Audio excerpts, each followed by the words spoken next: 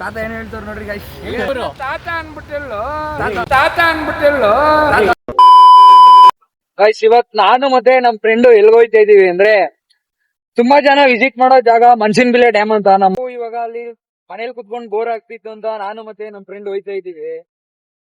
ಇವತ್ತು ಸಂಡೇ ಆಗಿರೋದ್ರಿಂದ ತುಂಬಾ ಜನ ಬಂದಿರ್ತಾರೆ ಅನ್ಕೊಂತೀನಿ. ಅಲ್ಲಿ ಹೋಗಿ ಅಲ್ಲಿನ ಬೀಚ್ ಎಂಜಾಯ್ ಮಾಡ್ಕೊಂಡು ಬರೋಣ ಅಂತ ಅನ್ಕೊಂಡಿದೀನಿ. ಬನ್ನಿ ಗೈಸ್, ನೋಡೋಣ. ಈ ಕಡೆ ಇರೋ ನೇಚರ್ ವೈಟ್ ಮಾತ್ರ ಮಸ್ತಾಗೈತೆ. ಹೋಗ್ಬೇಕಾದ್ರೆ ರೋಡ್ ಮಾತ್ರ ಸೈಕ್ ಆಗಿತ್ತು. ನೋಡಿದ್ರೆ ಏನ್ ರೋಡ್ ಫುಲ್ಲು ಅಗದ್ಬಿಟ್ಟು ಗುಂಡಿ ಮಾಡ್ಬಿಟ್ಟವ್ರೆ. ರೋಡ್ ಪೂರ್ತಿ ಅಧ್ವಾನನೇ ಆಗ್ಬಿಟ್ಟೈತೆ. ಆದ್ರೂ ಏನು ಆಗಲ್ಲ, ನುಗ್ಲಿ ಅನ್ಕೊಂಡು ಹೋಯ್ತಾ ಇದ್ವಿ. ಆಮೇಲೆ ಮುಂದೆ ಬಂದು ನೋಡ್ರೆ ಹೋಗಕ್ಕೂ ಜಾಗ ಇಲ್ಲ, ಆ ತರ ಮಾಡ್ಬಿಟ್ಟವ್ರೆ. ಸರಿ ಆಯ್ತು ಅಂತ ಬೇರೆ ರೂಟಲ್ಲಿ ಹೊರಟ್ವಿ.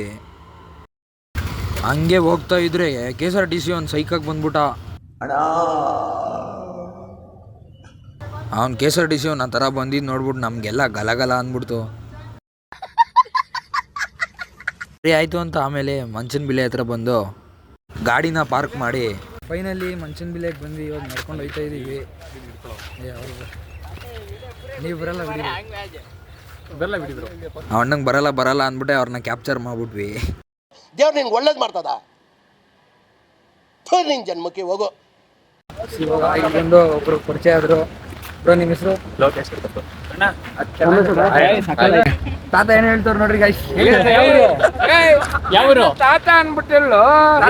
ನನಗಿನ್ನು ಏನೇ ಕೆಲಸ ಮಾಡ್ಬೇಕು. ತಾತ ಇನ್ನು ಭಾರಿ ಕೆಲಸ ಮಾಡೋದ್ರ ನನ್ನ ತಾತ ಅನ್ಬಿಟ್ರಲ್ಲೋ. ತಾತ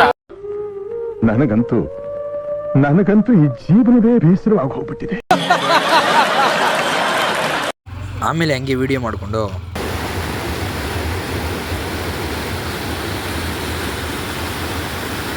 ಹಂಗೆ ಎಲ್ಲ ನೋಡ್ಕೊಂಡು ನಡ್ಕೊಂಡು ಹೊರಟ್ವಿ. ಆಮೇಲೆ ಸರಿ ಆಯಿತು ಅಂತ ಗಾಡಿ ಎತ್ಕೊಂಡು ಮನೆ ಕಡೆ ಹೊರಟ್ವಿ ಅಷ್ಟೇ.